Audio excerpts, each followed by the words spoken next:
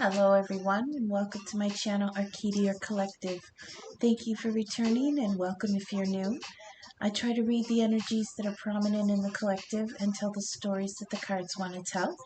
Not all messages will resonate for every person, so if one sounds like it's for you but then like the next message doesn't, then leave what doesn't resonate now, but keep it in mind because it might make sense at a later time. I intend for my readings to be timeless, so whenever you find them is when you're meant to. Hi everyone, I hope everyone's holidays were nice. We're going to get into the astrology for the next few days or week. Turn it down. So we've got Venus in Libra, which is a very nice energy. We've got the Sun, Mercury, and Mars in Sagittarius until December 1st, when Mercury moves into Capricorn. And then we'll be in pre-shadow until around the 14th, when Mercury goes stationary before retrograde on the 15th-ish. We will look closer at that when we get closer to the dates. So we've got also the moon moving from Gemini into Cancer today, I believe, if it's the 29th. So the moon, ruler of Cancer, is stopping at home for a few days, and boy, does she need it. After being jostled around over the weekend, just trying to chill in Gemini, now the heart is home. We need a shower, a smoke, some pie, and a break. Time to go home. Our home. Taurus had us maneuvering in other people's houses or homes that had been ours but are no longer. Gemini had us trying to watch our words. This respite in Cancer is in the houses of homes we made, our personal safe space, our own beds, our preferred foods, and our own dumb kids and pets. We're sensitive and dreamy because we're exhausted. We're feeling sentimental and nostalgic. Sun, Mercury, and Mars in Sagittarius has a very aloof, wanderlusty kind of energy. Well, that's a deep, expansive need to learn new things, try new ideas, and also try to understand foreign lands, people, and beliefs. Now, incidentally, Mars is Aries, the god of war, flipping tables in Sagittarius, the sign of foreign lands, people, and beliefs. Mercury is communication, and not truth per se, just information and the free movement of it. We need to be sure at this time that any information we receive about other people, places, and events is the truth, especially in December when Mercury goes retrograde in Capricorn. Mercury pushes information, it doesn't decide what's true or not. So gossip and lies, misinformation, and harmful rhetoric can have the same exposure and interest as what's true. Unfortunately, we are seeing more and more lately that a huge portion of the collective can't tell the difference or just don't care. With Venus in Libra, she's trying to observe her quiet self-care, but she's also trying to impart fairness and diplomacy, peaceful heads, and caring intentions, while also feeling that she needs some romance and cuddles and acceptance and love. So we're looking for some emotional replenishment. So try to spend time with friends and lovers and people who know and care what your love language is. So we're going to move on to the tarot. And we're going to find out more about these energies that are at play. Everything's pre-shuffled. Everything's shuffled really nice. I know maybe like a week ago, the Gilded Easy Tarot deck was stone stiff in my hands. It would not budge. Did not want to be shuffled. Did not want to bend. It was very, very restrictive. And now I don't know if it was after like a certain moon phase or whatever, but now they've loosened up a little bit and they're a little more receptive to being handled. So we're going to start with the DIY deck. Do I want to start with it? Sure, I'll do it this time. And then I'll do another one without it. So we're going to lay these out in 5. The DIY deck, for anybody who hasn't been here before, is a deck of random questions that I put together in case somebody would come to me and say, I really don't know what to ask. I just want something general. So this is all questions that we just lay out, and I lay them out in 6. 1, 2, 3, 4, 5, and 1 in the middle. And then we flip them. So 10th house is in play here. We've got what's pushing you forward. We've got 9th house in play, I perceive. That's Sagittarius. General mood around the situation. Okay. What makes you worthy? That's come up before. Like 2 readings ago, I think that card popped up again. The garden. Okay. That's nice in the middle. The garden is part of a set of cards in this deck that describes the house. So like the bathroom would be where in your life are you getting rid of stuff that you don't need anymore, or that's poisonous, things like that. Like the kitchen is where in your life do you prepare good things for other people or whatever. And now this one is the garden, and it is seeds and goals you have planted.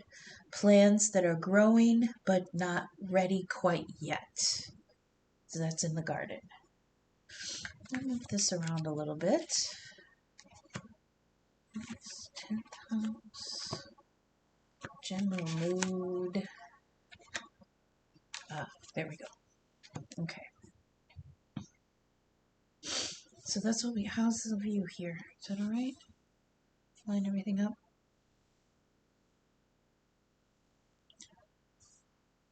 Sorry, I know this is the boring part is arranging everything so the energy feels right.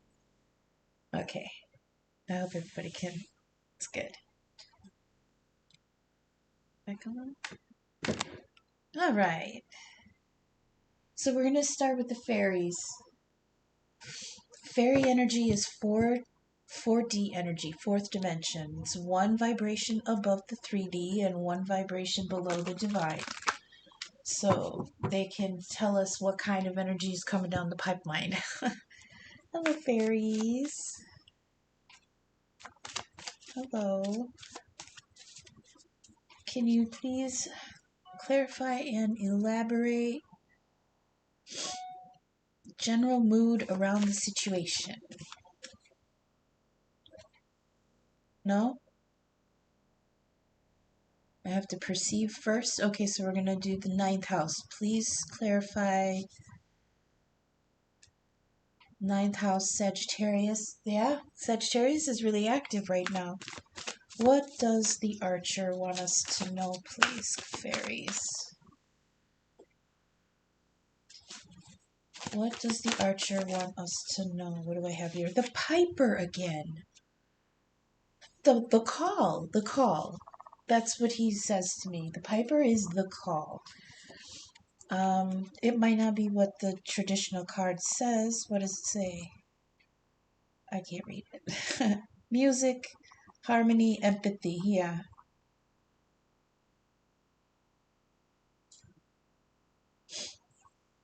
So, if you look at the card, I lost light already. Every light in this house is on, right? Well, maybe not every. Hang on a second. I'll turn this on.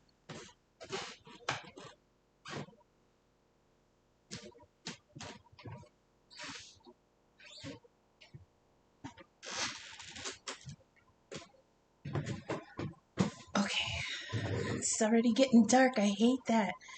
So, you see the piper, he's got his pan flutes and he's naked and he's running through the forest being all grand and alive and beautiful. He's the one who calls you to the call. That's what his flutes do. It's like uh, Pied Piper energy, but um, not negative. Like the Pied Piper, he had a vendetta. He wanted to, steal them kids for a reason. But the Piper, his reasoning is very pure. He is the call, and that's going to be different for everybody in the collective because everyone, yes, we're kind of meandering on the same path of enlightenment, but there's different little desire paths along the way, you know. Um, but we do have to heed the call at some point. So, ninth house, I perceive Sagittarius energy is the call. People are waking up. We're waking up. What we're waking up to is going to be different for all of us. Some of it is political stuff, some of it is spiritual stuff, some of it's personal, some of it's uh, community wise, some of it's like I'm waking up to, not me, like somebody in the collective actually coming to the realization they're waking up to, the people around them are toxic, or the situation they're in is toxic. Their job sucks, the car needs, or something. There's a calling somewhere, and the piper is blowing the pipes. Let's go to general mood around the situation, please. Fairies, what's the general mood about this perceived path, this perceived call in the collective? What is the general mood in the collective, please? What is the general mood in the collective, please? Oh, that's way too many, but the collective is big. It's tentative and like battening down for the worst. One, please. Thank you. Oh, Sylvanus. This is actually a really beautiful card. The Mask of the Truth, the aha moment, sharp perception, new truths.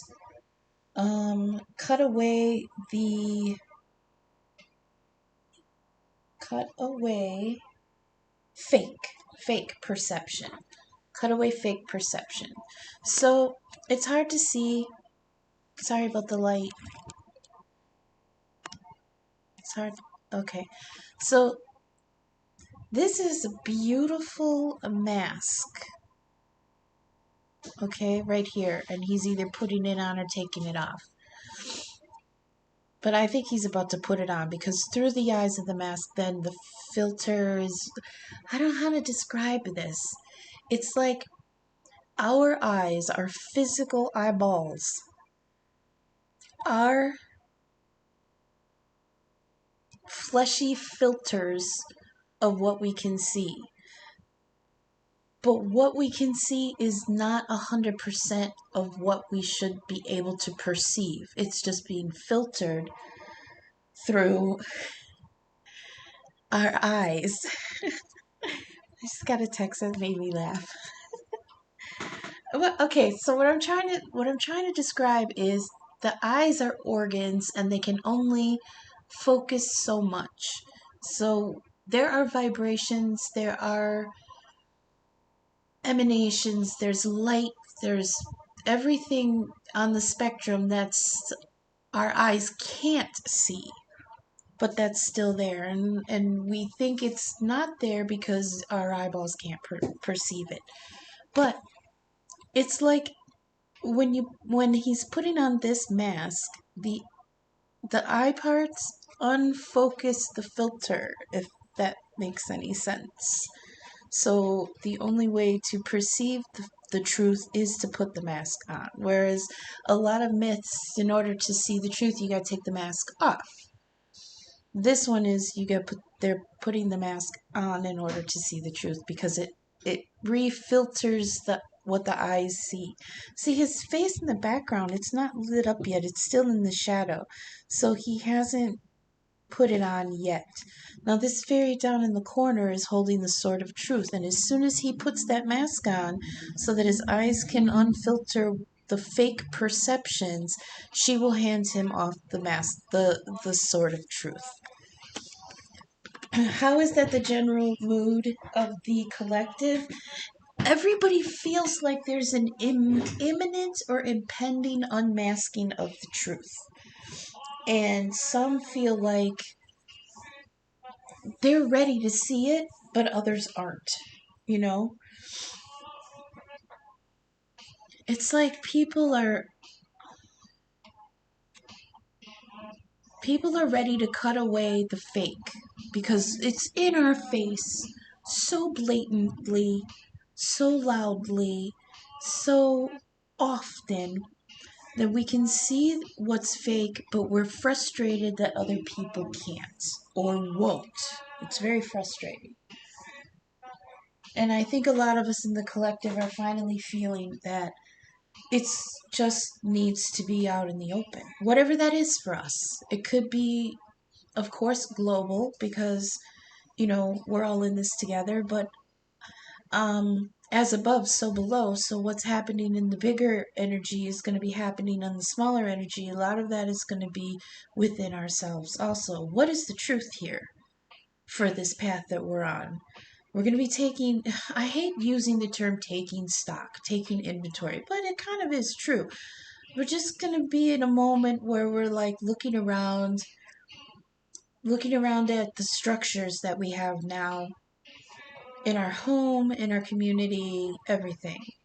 And we're going to be trying to figure out what is true, not only for society, but what's true for ourselves.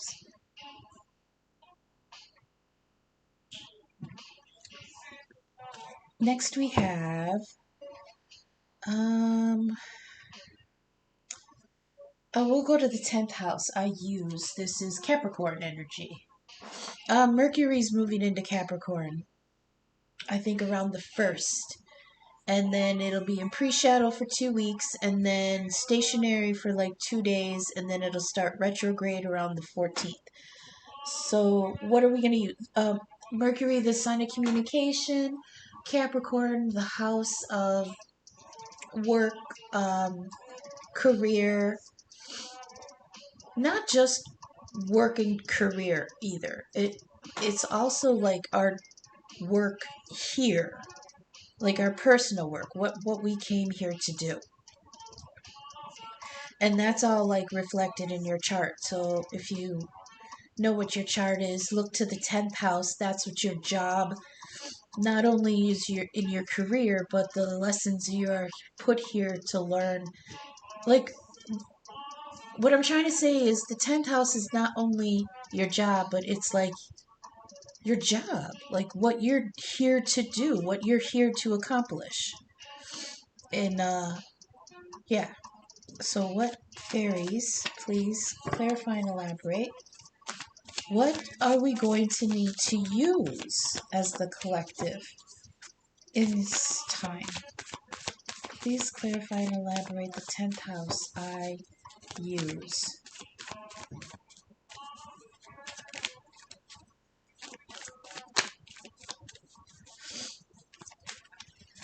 What is this that we're supposed to use? 1 second. Okay, there we go. Oh no. Mm-mm. Nope. That goes right back in. I am not accepting that. I saw it coming too. I really did. And I told myself that if that card popped up, I was going to put it right back. I can do that. We can do that. Did you know that? No. I know. Just pop me one for what we need to use at this time. They're being unruly because they're fairies.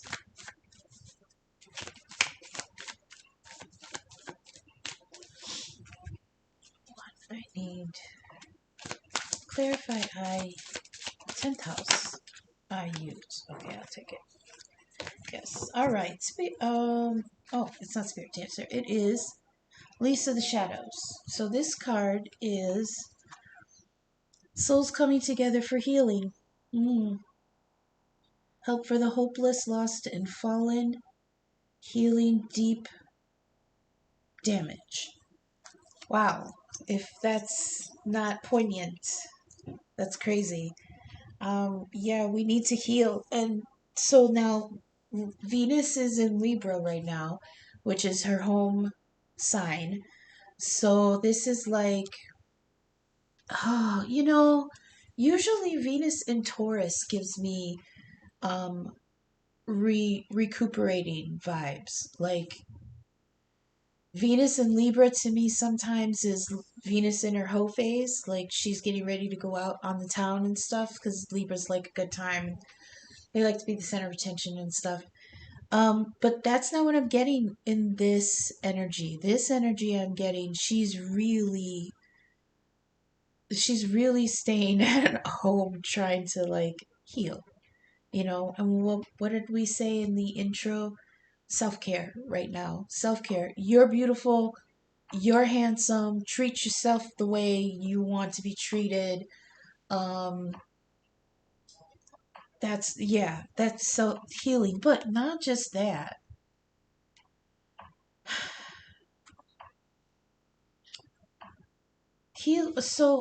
They're telling me healing yourself will help heal others. And for some of us that's very hard to hear because we are conditioned to come last.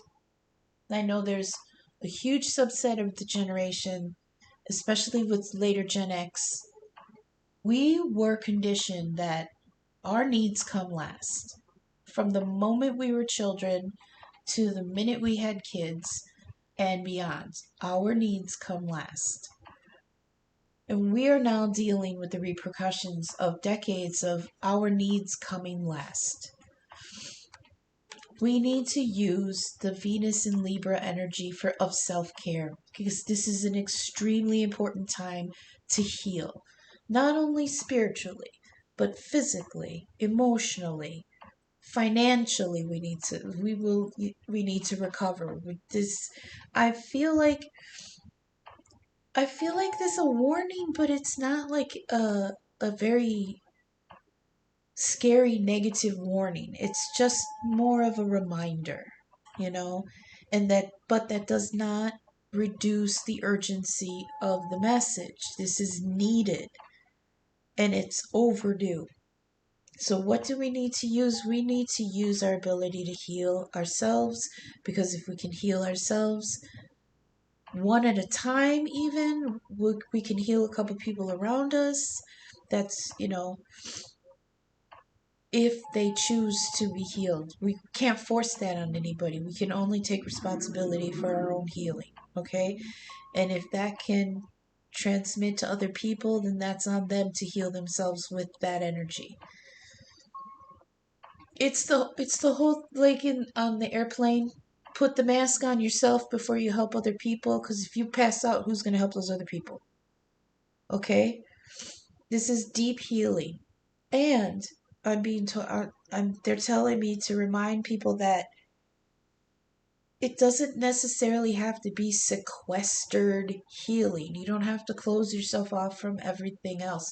The point of Libra is relationships, one-on-one relationships, partnerships, friendships, family relationships.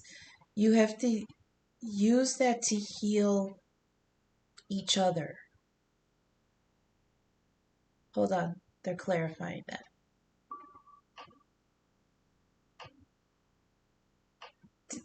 They want me to clarify because that comes out sounding really needy and narcissistic. Like I'm going to use this person and suck away their energy in order to heal myself. That happens. Yes, but that's not what the message they're intending. Real love, real concern, real connection will heal both ways and take from neither. Okay? That's what they mean. Okay, we're gonna go down here to the garden. seeds and goals you have planted, plans that are growing but not yet ready. Fairies, please clarify and elaborate the seeds in the garden. Oh, that's cool because I use that analogy all the time of the garden, about how if your life is a garden, you have to weed the garden because then, things will get overgrown. The good crops will be we. Excuse me. I have a really stuffy nose. Stuffy sinuses. If your life is a garden, you have to weed it. Because if you don't, the weeds will overtake the garden. And if the garden is your life, you have to weed your life out of things that are trying to overtake the good things you're planting. So I always try to elaborate on that. Like, when you yank weeds out of the garden, it's violent for the weed, of course, and they're going to bitch about it, and they got really deep roots, so you have to make sure you get down in there and really dig out the root of that weed, or it'll just come back. And when you do that, you will notice the garden has gaping, bucking holes in it, and it looks ugly, and it's painful because, of course, the garden is really your life, your heart. So when you pull things out of it, there's going to be pain there, of course. But it's like the tearing of a band-aid. You will experience it. It'll hurt. It's going to sting. You're going to cry. But it's temporary. Whereas if you had left the weeds in there, they would have kept growing. So in your garden, which is in your life, in your heart, in your plans, in your mind, what seeds have been planted that you would like to cultivate, but that are getting choked out? We've got, oh my goodness, solace. Okay, I heard truth again. Truth is a big one. Power. This is personal power. This is the fire of personal power.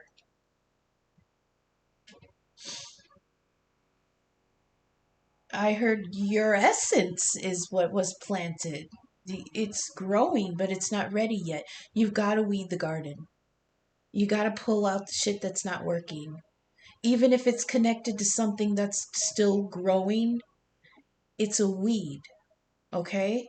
It's not going to help the flowers you're growing. It's not going to help the crops you're growing. It's not going to help the plans that actually are for the future. The weeds, they might look pretty for a few days or whatever. Dandelions are gorgeous. Morning glories are gorgeous. But those morning glories, they trail vines all over the place.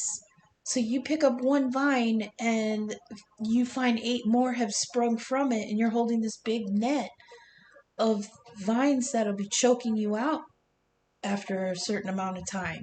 Grapes, beautiful, useful, absolutely invasive.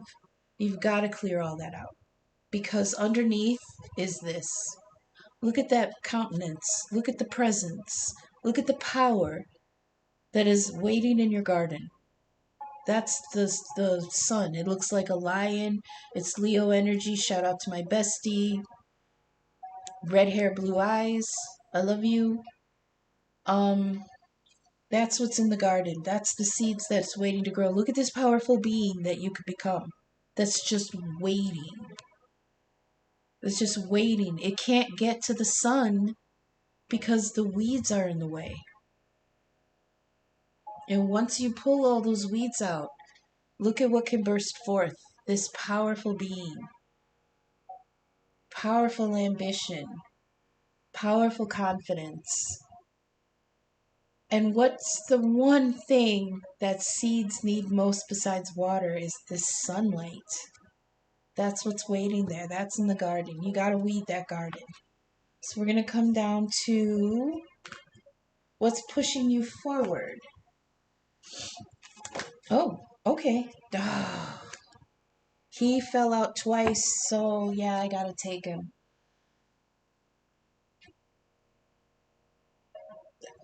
there's a catch here. Um, Not in the nefarious way. There's something that's like a hook that's caught us that we I feel like we can't be ourselves. Look at the difference here. Look at the difference in Solus, bright, beautiful sun, and the difference here in the gotcha. He's in the dark. He's gray. He's down in the dirt. The gotcha always tells me, I'm not done yet, don't look at me. See? So what's pushing us forward, I believe this is a blockage here. We can't go forward because we're not ready yet.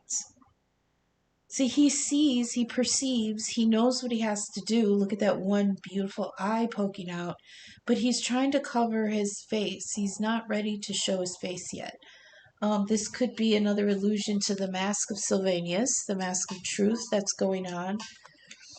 He's not ready to bare his face yet. So I think we're afraid that the plans we have aren't ready to be pushed forward. He's naked also, but he seems very closed off. Like his legs are drawn up, his hands are covering his face. He looks wild. He looks like he just got up, didn't have his coffee yet. But he is alert to what the problem is. It's just that there's a blockage here.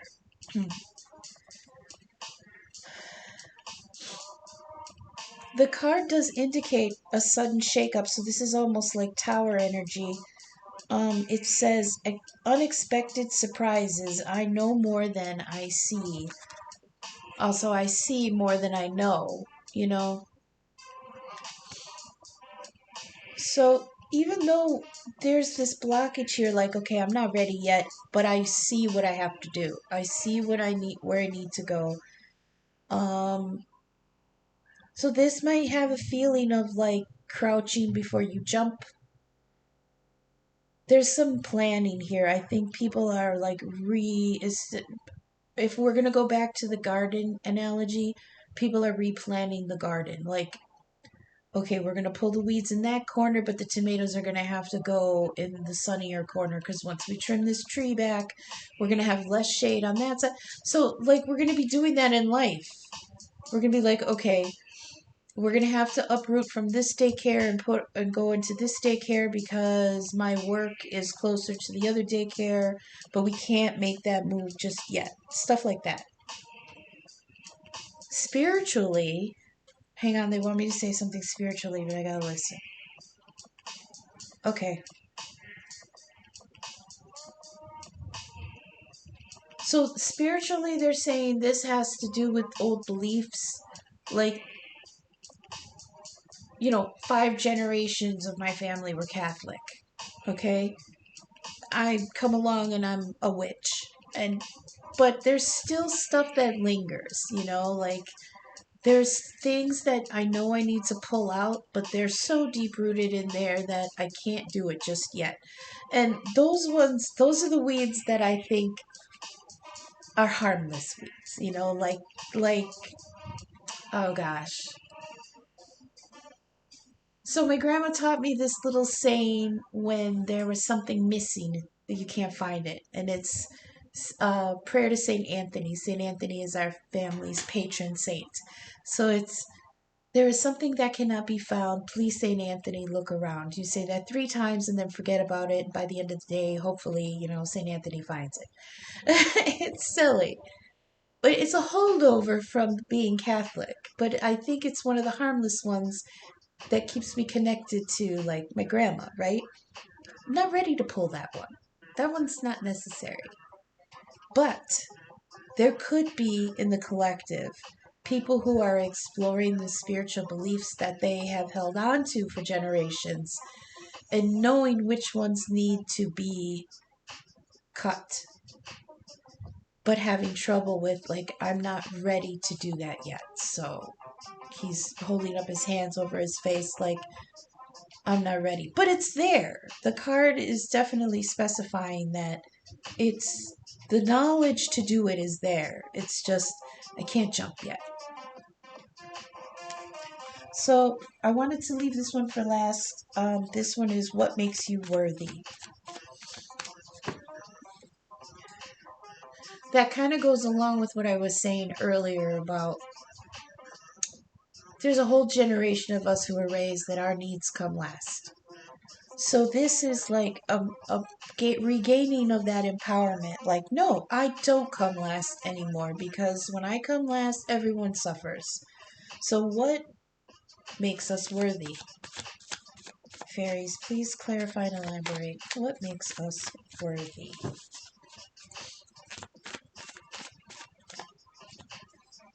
I'm supposed to say this can have to do with love too. I have been kind of steering away from love. It's a natural progression. I didn't really make the decision to do it. Just spirit was giving me different messages, kind of steering away from the love. However, it will still come into play because it's a hugely integral part of our lives. Um, so keep in mind that this weeding of the garden could be making room for a great love to come in. We will clarify that, and if it comes out in the cards that it's going to steer towards the love aspect, we will definitely address it. But what makes us worthy of change, of care, of love? What makes us worthy? That's too many. Please clarify and elaborate what makes us worthy. Thank you. Dark Lady, hello. Yes, ma'am. What makes us worthy is the fact that we have the power to do it for ourselves. Dark Lady is the master manifester. She's the head witch. She's like the high priestess. Um, let's see. Last moments of deep grief. Okay. That's what makes us worthy, is because we've been through fucking hell lately. Sorry, I swear. Profound intuition, ritual, prophecy, surrender to source. Very important. What is hidden is revealed. This is beautiful energy. Let me just...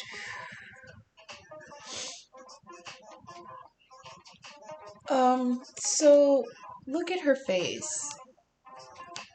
When I was contemplating what makes us worthy, and I looked at her face, she said to me, "What makes you think we're not worthy?" The look on her face is, why is there a question of whether I'm worthy or not? I'm worthy because I made it so.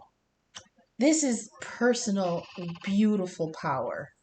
This is decisive. This is knowledgeable. This is magical, because this is like soulless energy, but in the feminine form. Now, this is not gender based, okay? Gender's boobs and wieners, and that has nothing to do with energy. But the feminine aspect of magic is a very receptive, nurturing kind of thing. Like, feminine energy receives the sun and cultivates it. It grows it. It nurtures it so that it can become something beautiful. What makes us worthy is the fact that we have it in us. We know it's there. We've got to tap into it. The ability to make what we want in our life is there. This is high magic. Because what is manifestation if not magic? You put the intention out there, and then you start doing the work in the 3D so that the two energies can meet and bring that from the 5D into the real world. That's the manifestation magic that we're talking about. You can't just put out there,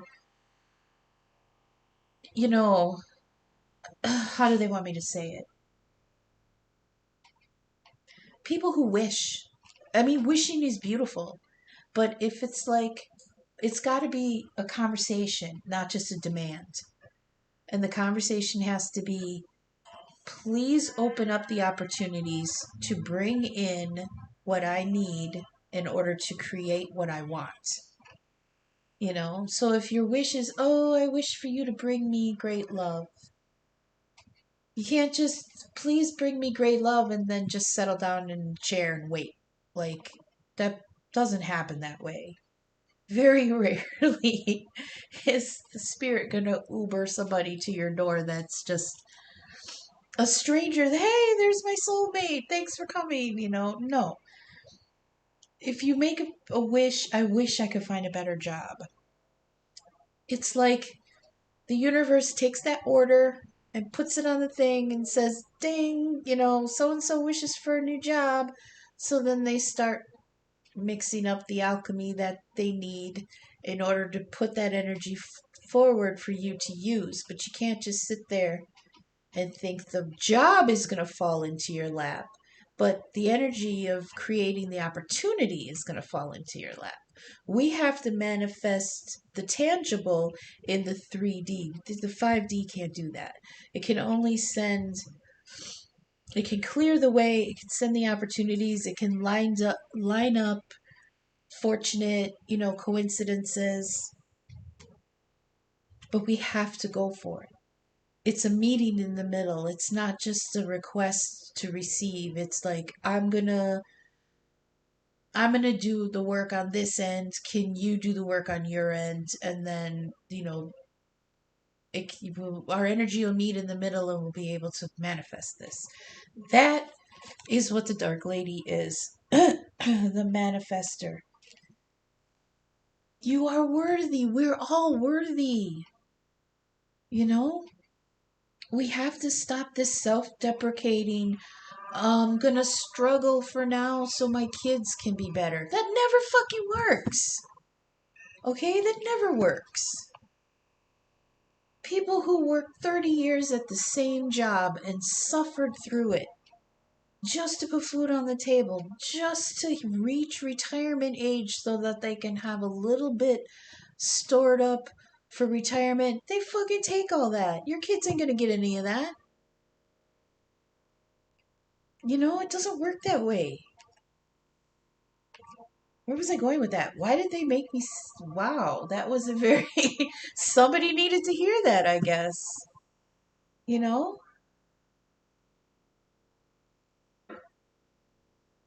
It's the worthiness. There, yeah. Nobody's going to give that to you. You've got to make that for yourself. You've got to.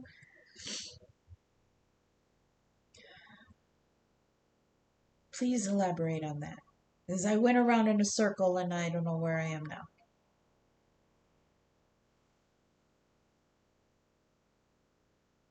Oh, about us being worthy. About how we fucking struggled for years at jobs that weren't going to give, that's the point. There's no need to make yourself suffer because you think it's going to be better for your kids in the future. We can't predict that. We cannot predict what's going to happen for the kids in the future. You want to give them a little nest egg, but something could happen in your future where once you're ready to sell, your assets, there's not going to be anything left. So you'll have worked your life away. You'll have suffered in order to give for your kids, and now both of you are shit out of luck.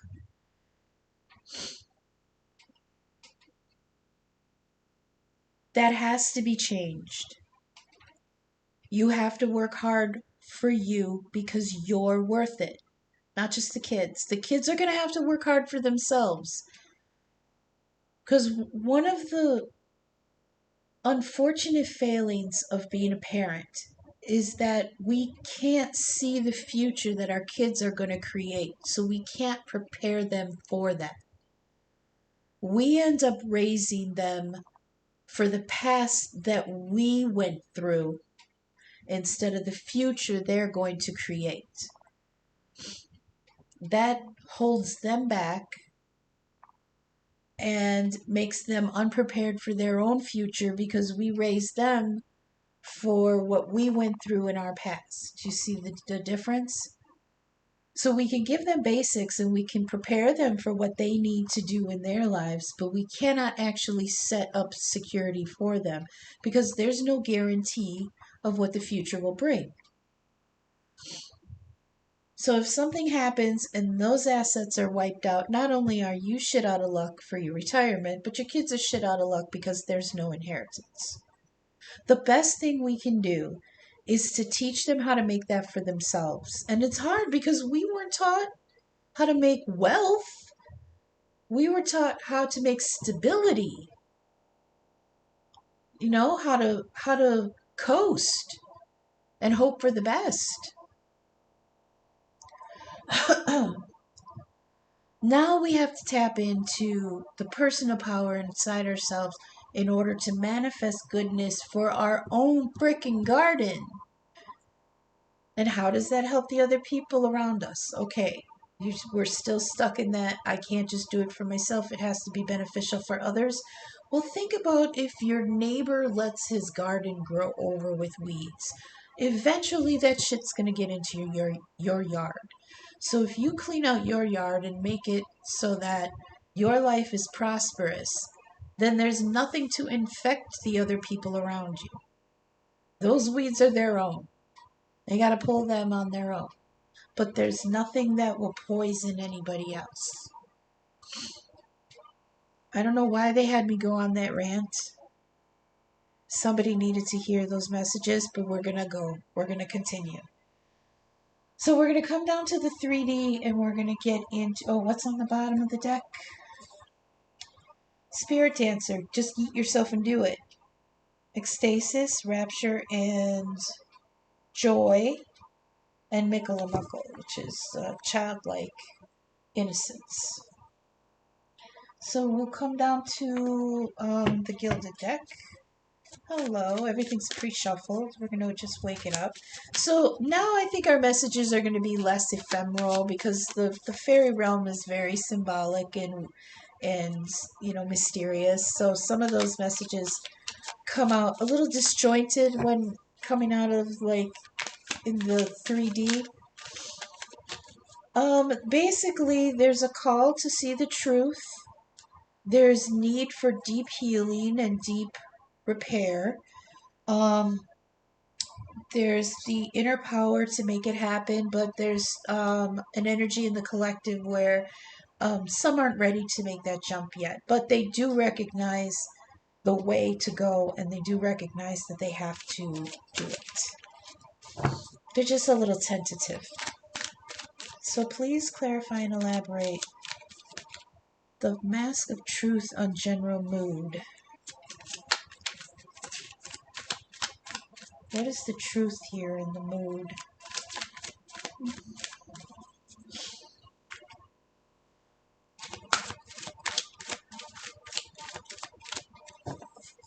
Is that not the right question? No, that's right. What? Oh, okay. It is the Seven of Cups. Choices. Yeah, choices. Options. Paths. Goals. Seven of Cups has all these different cups in it, and in each one is a thing. Like, one is the dove of peace, so I'm assuming one is peace. This one is the rainbow, so I'm assuming that's abundance or luck. We've got growing vines down here, so I'm assuming that's, growth and a good harvest. We've got bubbles. Bubbles to me always feel like thoughts. We've got fire, we've got the purple flame of the crown chakra, it's everything. We've got everything from base needs to spiritual wants in this card. Choices, options. We are putting on the mask of truth to see which are the good options, which are the good choices. That's kind of the mood in the collective right now. What is the good choice? Can you please clarify and elaborate? Healing in the 10th house. What I use to heal. No, I need something better than that. And the Hangman. Okay, Pisces energy. I heard I really need to consider. Wait, let me listen.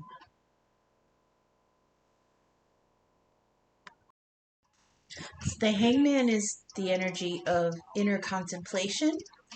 This is self-imposed suspension. So this is like suspended animation. This is a pause. I've got to go inside and figure out what I need. That's appropriate to be on the healing card. We have to decide what we need in order to heal ourselves, you know. It could be as mundane as changing our diet. It could be as grand as closing out a chapter so that we can finally rest, you know. The hangman is similar energy to the hermit, but whereas the hermit goes up on the mountain in order to gain a larger perspective, the hangman suspends himself to gain inner perspective. So this is both looking inward, but in different ways. This is self-contemplation, whereas the hermit, he goes up top to consider everything, all that he can see. The hangman is in one place, and as Pisces energy, this is deep reflection. Piscean energy I always describe as the deep ocean, like the deep where all the weird creatures live. Nobody can go down there without, you know, feeling like they're in a different world. The deep of Pisces is so deep that getting lost in it will return us back to source. And some of us are going to be going that deep in order to get in touch with what our original purpose was,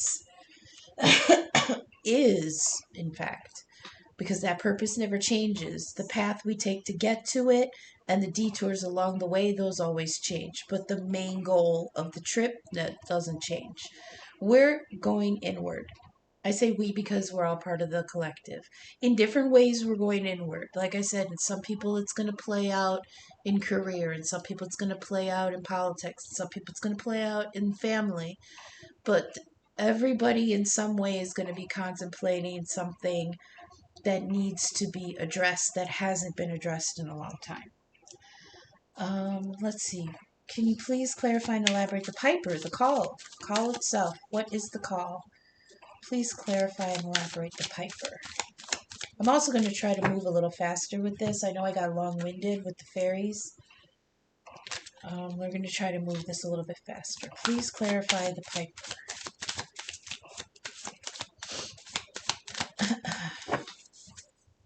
What is the call?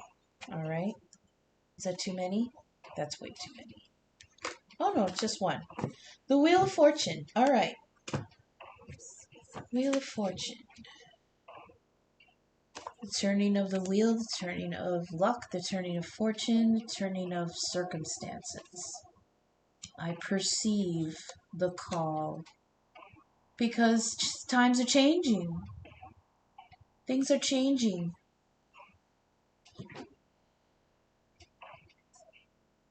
I know there's good things for me.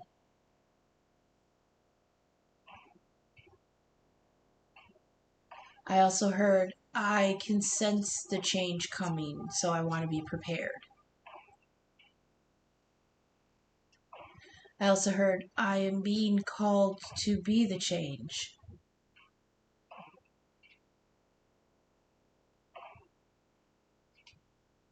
I also heard I hear the call that it's time for change. So that'll hit different people in the collective differently. There was 4 different perspectives on it.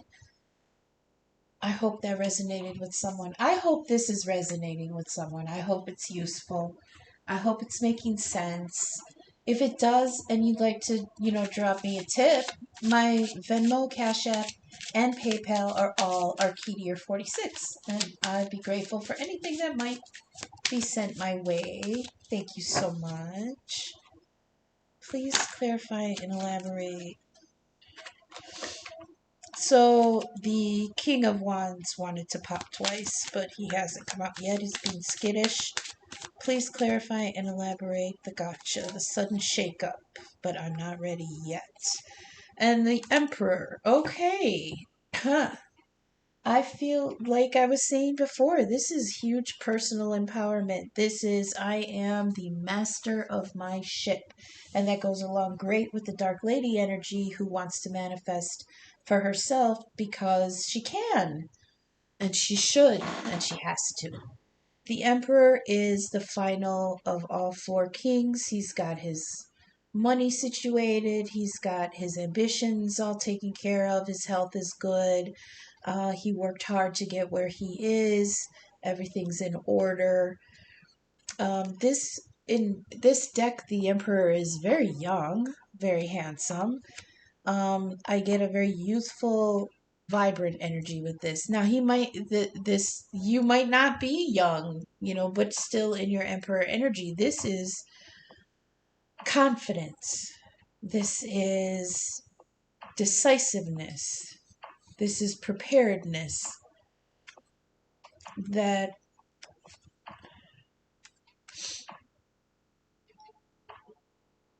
I feel like there is an underlying fear of change because there always is. That's what the gotcha is. Like, I'm not ready yet. I don't want to jump yet. Don't look at me.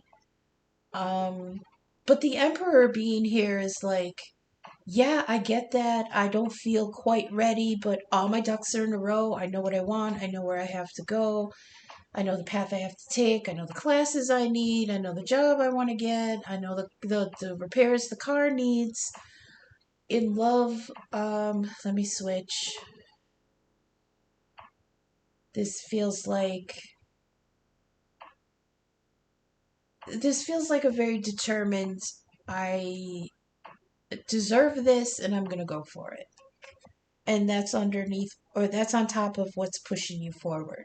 So it's like feel the fear but do it anyways. That's what this is feeling like. It's like somebody has come to the realization that I am afraid, but I'm always going to be afraid of change. Everyone's always afraid of change. Change is scary. That's no excuse. I am an emperor. I have to reach for what I deserve because I made it so. All right? Please clarify solace on the garden. Synthesis, spiritual empowerment. Please clarify solace in the garden.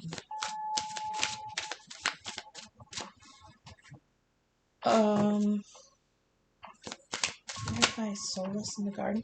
Seven of Swords, the moving on card. Yes, moving on to better things, calmer waters.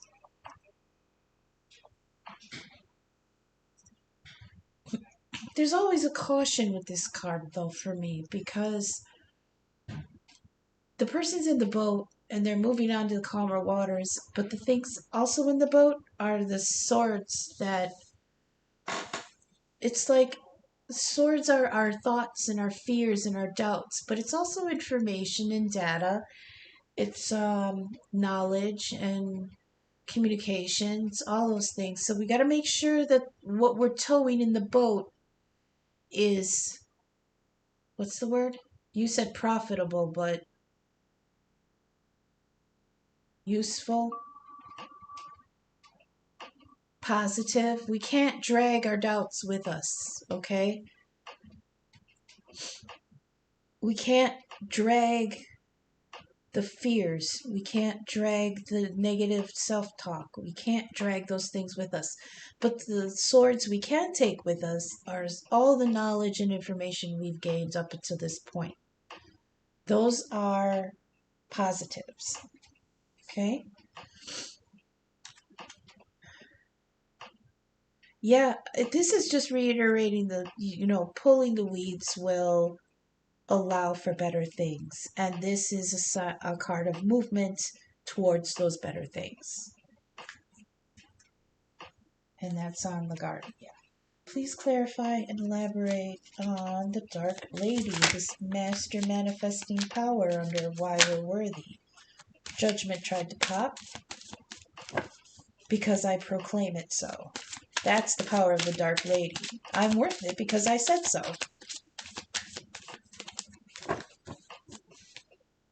Please clarify and elaborate the Dark Lady.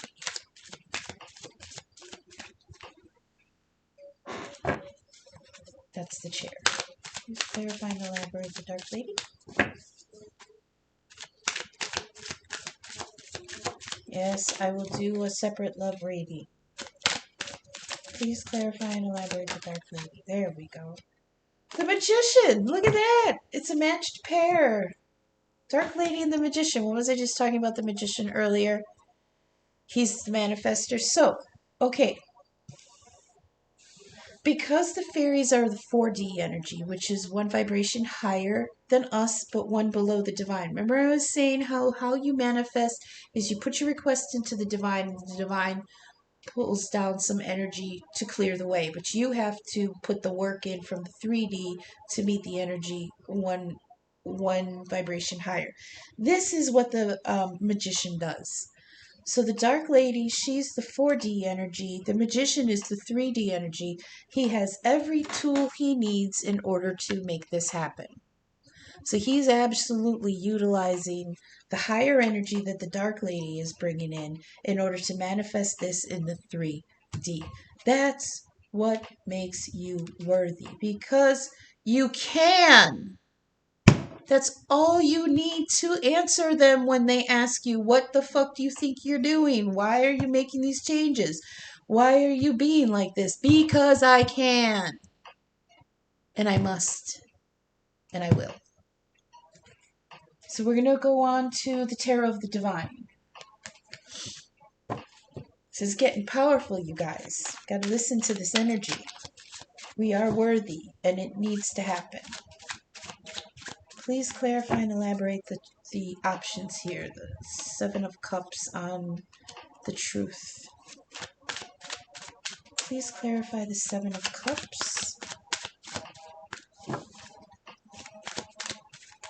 Clarify and elaborate the Seven of Cups. The Eight of Wands, that's communication. It's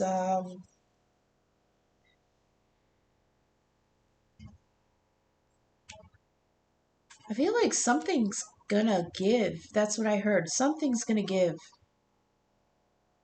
Some kind of information is gonna come forward and it's gonna change everything. Now, this could be inspiration from above for ourselves.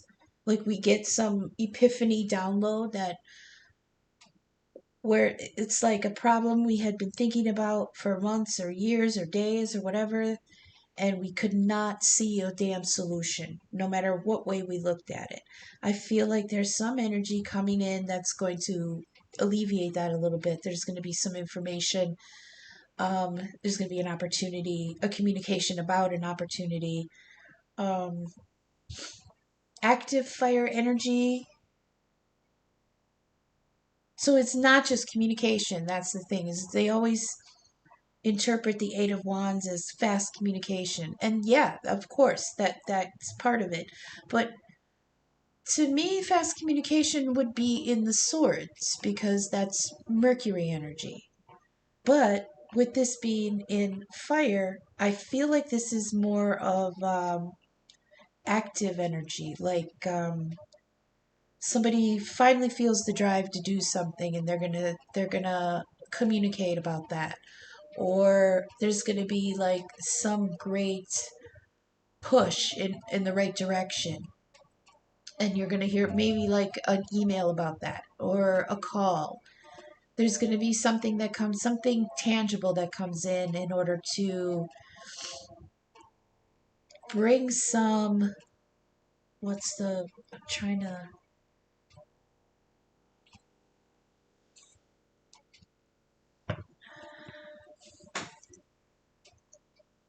give me a phrase, please. I heard coming in hot. Well, okay, so we'll clarify that later with Oda-Mae.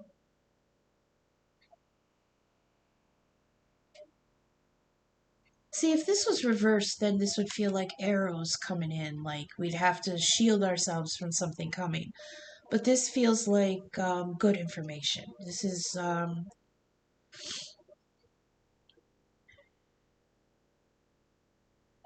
s- um, they're giving me the example of some good news on somebody's medical report. Like communication's going to come in that they found what's wrong, or they found the treatment, or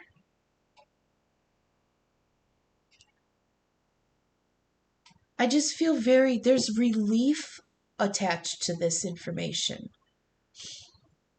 This is good news. Excuse me. My chair is broke and I keep sinking, so I'm sorry if it's gonna you're gonna hear it on the recording that I have to frickin' lift my chair every 5 minutes. So we're gonna come down to the Emperor, pushing you forward. What's the Emperor energy? Please clarify and elaborate the Emperor. It is the Five of Wands because I'm tired of fighting. Because we're tired of fighting. We're tired of the conflict. Look at this. We're tired of defending ourselves. We're tired of fighting with other people. We feel closed off. We feel, you know, defensive.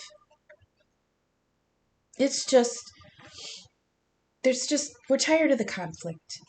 And this could be in our personal lives. It could be as large as on the global stage. It could be, they want me to switch, you want to switch back to love? This could be an emperor who is making a hard decision and he knows that there's going to be conflict over it. But the magician has to manifest his dark lady. And that's going to be a hard pill to swallow, I heard.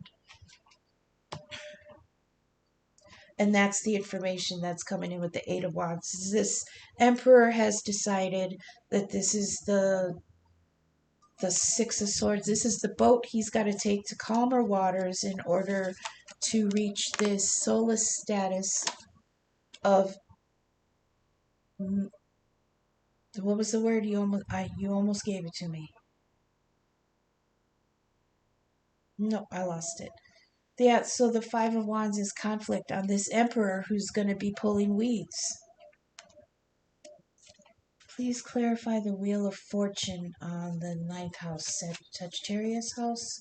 I perceive truth. We'll take the Four of Wands. My goodness. My goodness. Four of Wands. Is that what this is all about? I heard not just that. Usually the Four of Wands is the forming of a new union. Usually romantic. Because it's the four stable pillars of where you would build your home onto. Okay? So usually this has to do with love. It's wands, so it's fire energy. This is passionate. This is active. This is va va voom energy, you know? There's a lot of fire energy here now on top. Um, Let me see signs here. We got the Hangman, that's Pisces. Seven of Swords, I think. Okay, so this is how I started to um, order things in the suits. So the Ace is always divine influence. So I don't put a sign on that. But 2, 3, and 4 I'll give to the younger sign of the element of that suit. So like in this case, we have the Four of Wands. So 2, 3, and 4 I would give to Aries because it's the younger vibration. So this is Aries vibration. 5, 6, and 7 I would give to the middle sign. So that would be Leo. We've got the Five of Wands here. That's Leo energy, if in that case. And 8, 9, and 10 I give to the more advanced of the elementals, which would be Sagittarius in this case. So the Eight of Wands is Sagittarius. We've got Aries, Leo, Sagittarius energy, and the Emperor usually is given to Aries, but I like to give him to Capricorn too. Capricorn men there on their shit. And the Pentacles is the last vibration before we get into the major arcana. So the King of Pentacles is the last king before the Emperor. Oh, so the Four of Wands. I mean, this is union. Look at that. They're a happy couple at their wedding ceremony. So with the Wheel of Fortune saying, times are turning, the Emperor, I believe, sees that the time is coming for this union to happen. Okay? And he's manifesting all the things he needs in order to Six of Swords move on to this new phase that he is cultivating. That's why it's taking so long. So please clarify and elaborate the Hangman. This is that inner reflection on the 10th house of I use for deep healing. What is the Hangman considering? What is the Hangman considering is the deep healing? We've got 9 of Coins. Okay, that's beautiful. I heard self-preservation, but I don't think that's what they meant. It's supposed to be what's the word? Self-stability, So we as a collective, but I'll say like I and him just to simplify a little bit. I'm sticking with the Emperor energy, not only because he is the more powerful masculine energy at play with Soulless, so that doubles it. Plus, we got the Magician here. Actually, also, I need to mention that this could all be the Dark Lady's energy, and she's just in very masculine energy in order to manifest what the changes she needs. So, I mean, yeah, because the collective is masculine and feminine, and even within each person, there is masculine and feminine. So, both aspects have wonderful qualities that we need to bring forth every once in a while in order to make happen what we want to happen. So this absolutely could be a feminine in her masculine energy. It also could be the masculine from his point of view. But yeah, this is definitely moving in a beautiful direction because we have the Four of Wands here is perceiving under I perceive. So this is Sagittarius, the Wheel of Fortune, time is turning. The Piper is the call, time is turning. Four of Wands, stability in love. Yeah. Say it again. Oh, I just heard like someone say it's time. Timing. Oh, yeah. Wheel of Fortune is divine timing. It looks like the timing's right. If if if the timing's not right, it feels like this emperor is thinking ahead and imagining what it's going to look like in the future. And that's good. That's that reaching up energy I was talking about before, about how the 5D will send energy down, but we have to reach up in order to manifest it. I feel like that's what this inner work is. It's like he's actually doing the reach up in order to set the steps he needs to take to get to this Four of Wands. Oh, that was long-winded. I apologize.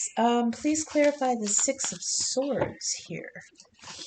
Moving on to calmer waters. Please clarify the Six of Swords on top of Soulless. Oh, that's cool. Okay, so Soulless is sun energy, and in the card, this person is making their way to calmer shores, but under the moon. So this is in the dark of night. This could be I mean, somebody packing up and just hitting the bricks in the dark of night, you know? I heard the thing guiding their way is not just the moon, it's the sun, and the sun is the clarity of the truth. So if Solus is the sun, then they have acknowledged the clarity of their own truth and is using that as the guiding star in the dark as they pursue um, calmer waters. I heard on that shore is where they'll build their Four of Wands. I guess. Please clarify and elaborate the Six of Swords. Thank you. Clarify and elaborate the Six of Swords. This deck is always harder for me because they're thicker and I have little hands. I'll take it.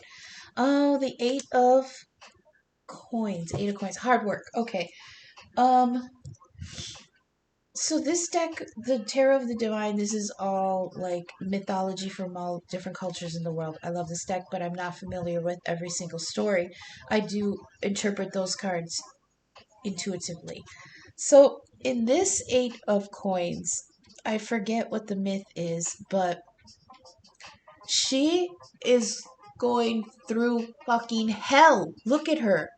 She's caught in vines that have thorns.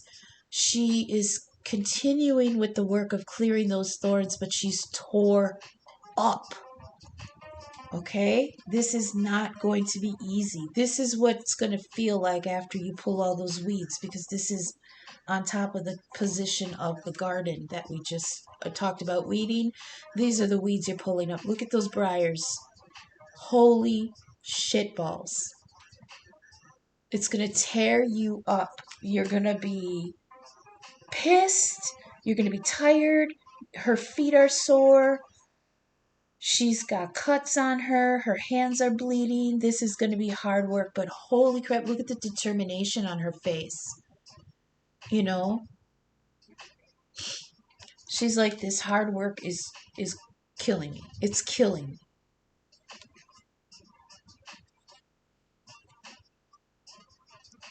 But there is hope with this card because it feels like they're not pissed at the work. They're pissed that it got that bad.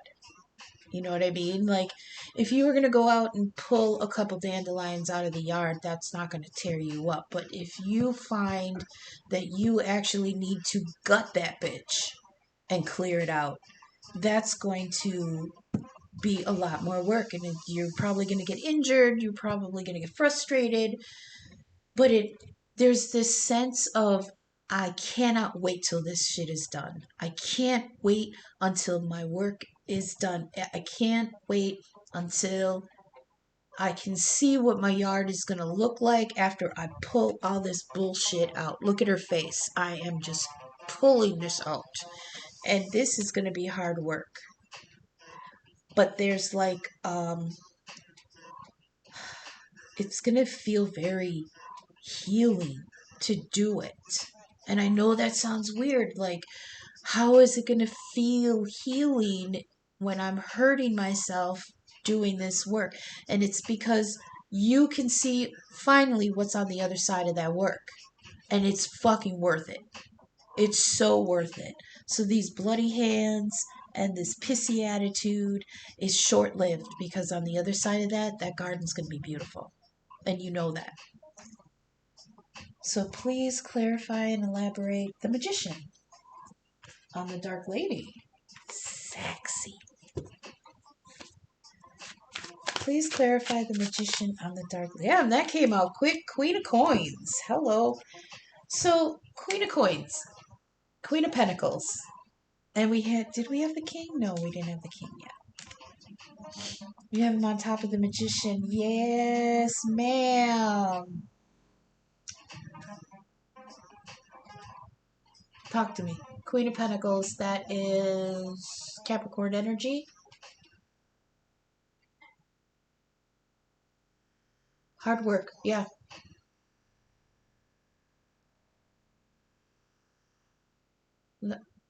Yeah.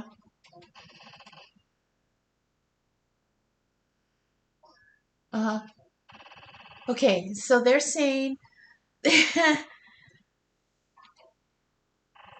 first of all, they're saying this is a bad bitch.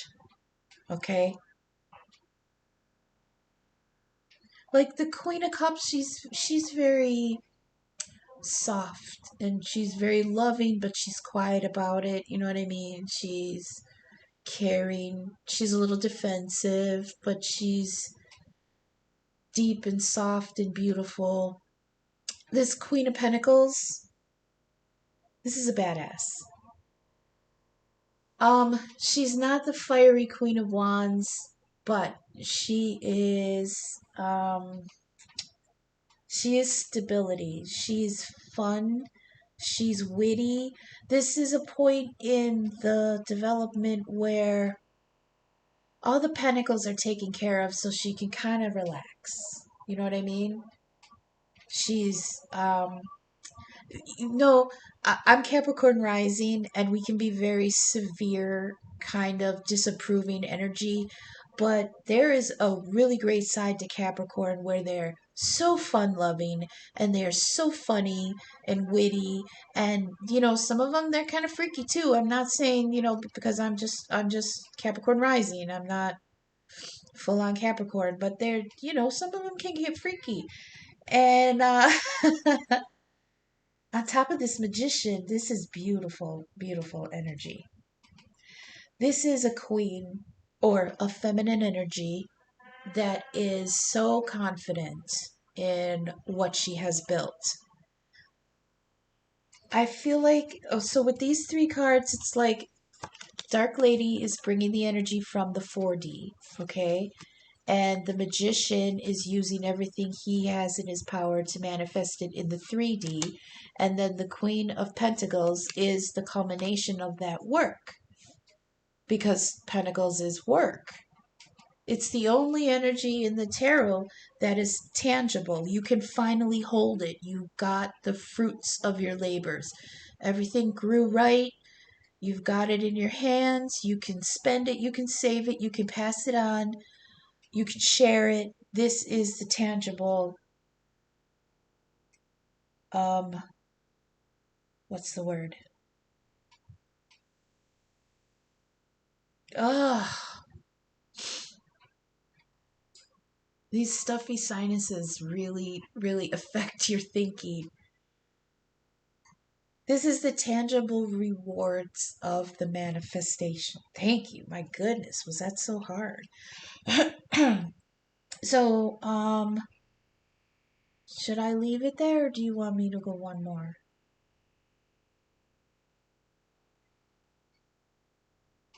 I'll leave it there for now because this is just for the next few days anyways, and I'll be back, in like 5 days or so to do the next set of energy, okay? So, what do we have so far? We've got the call to go within and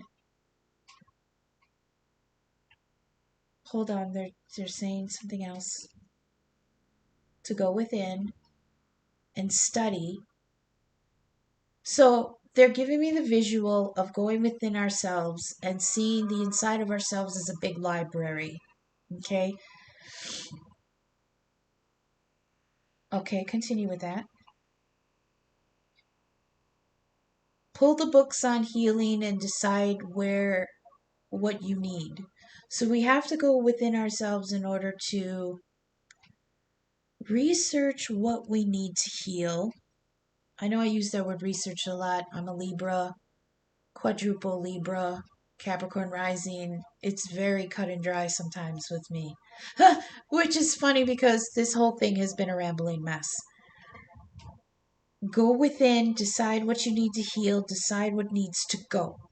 Start pulling those weeds because that is the physical work that the divine needs in order to line up your request with your work, okay? Start pulling the weeds. Start pulling the weeds. Start tilling not tilling, you don't have to till everything up, but in the place where the weeds were, you're going to have to like pat that down and like maybe put in some fertilizer because the weeds maybe sucked a lot of the nutrients out. So enliven that soil, plant new things. Um, the energy is finally working. Oh, okay. I heard get this started now because when Mercury goes retrograde in a couple weeks, it's going to be a little bit tougher. We're going to have to pull back and do more waiting than manifesting. That might be a frustrating time period but as long as we get those seeds in the ground, they can hibernate during the retrograde and they'll still be able to grow.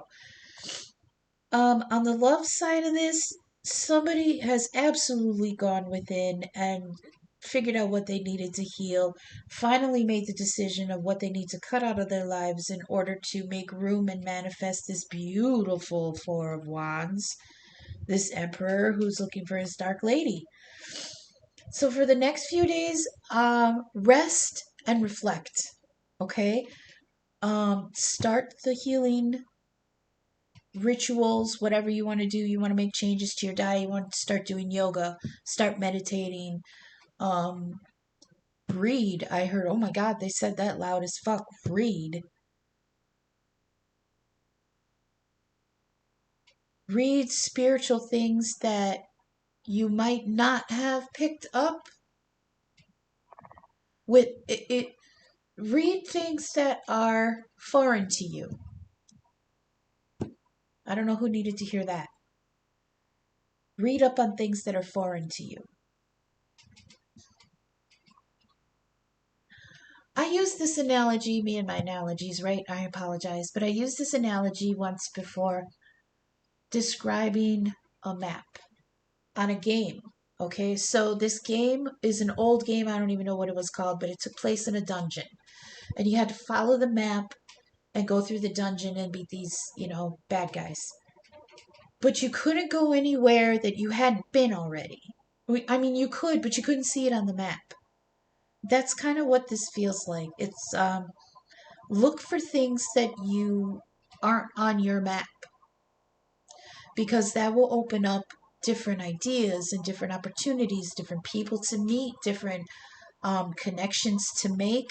All those things, once you align yourself with what you want, everything that comes into your path is going to help you along that way. But you've got to be focused.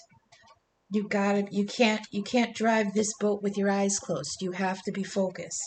Because along the way, not only is there going to be helpful things, but there's going to be hindrances, there's going to be hiccups, there's going to be side quests, there's going to be obstacles, and that's when we were talking in the intro about what we need to decide is true, because Mercury brings information, but it doesn't decide if it's true or not. It just brings you the information, and you got to decide what you want to do with it. That's where the bias comes in. It's not in the information, it's in how we interpret it. All right? So this is like go within and consider things that are completely foreign to you, because you don't want anything to be off limits when you're trying to make something new. Because if you just function in the way that you've always functioned, that's not going to get you anywhere new. You have to branch out a little bit, look at different job opportunities that might be out of your field, but could lead you to a more prosperous field or to something that is more aligned with what you went to school for or whatever. Um, A simple example would be somebody who wants to start collecting something, so they find a group in their area that is all about the thing that they're collecting, and what all of a sudden happens? 20 new friends and a whole network in order to get what you want. And maybe somewhere in that group of friends, there's a love that you would never have met if you had not decided to do that weird little thing that you always wanted to do. Hi. Well, she's telling me it's time to wrap up. So, and I've been talking a lot.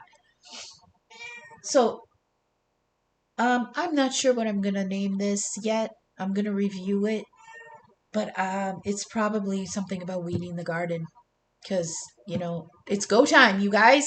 It's go time.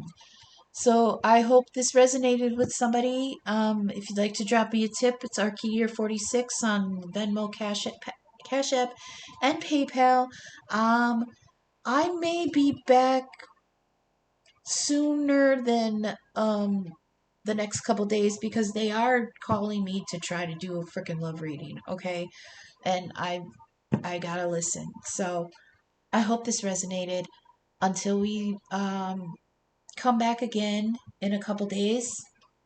Thank you for listening and see ya.